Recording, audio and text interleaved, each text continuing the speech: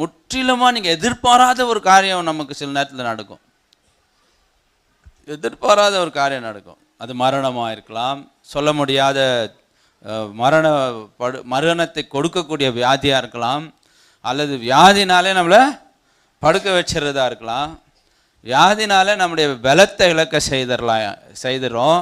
அந்த வியாதினால பிள்ளைகளை சரியாக பார்த்துக்க முடியாமல், அந்த வியாதினால கணவனையும் மனைவியும் திருப்திப்படுத்த முடியாமல், சில பேருக்கு அந்த வியாதி இருந்துச்சுன்னா அந்த கோபம் வேறு வந்துடும் அவங்களுக்கு. யார் மேலனா எரிஞ்சு விழுந்துன்னு இருப்பாங்க. விரிஞ்சு விரிஞ்சு விரிஞ்சு அதனால அவங்களுக்கு ரொம்ப குடும்பத்தில் சந்தோஷம் போயிடும். வேதமே ஒரு விஷயம் சொல்லுது, பிரசங்கி சொல்கிறாரு, மனுஷனுடைய பரிதாப நிலைமை ஒன்று இருக்குது. என்னன்னா அடுத்த க்ஷணம் அவனுக்கு என்ன நடக்கும்னு அவனுக்கும் தெரியாது, அவனுக்கு யாரும் சொல்லவும் முடியாது. ஆனால் எல்லாத்தையும் தெரிஞ்சுக்கலாமா நம்ம?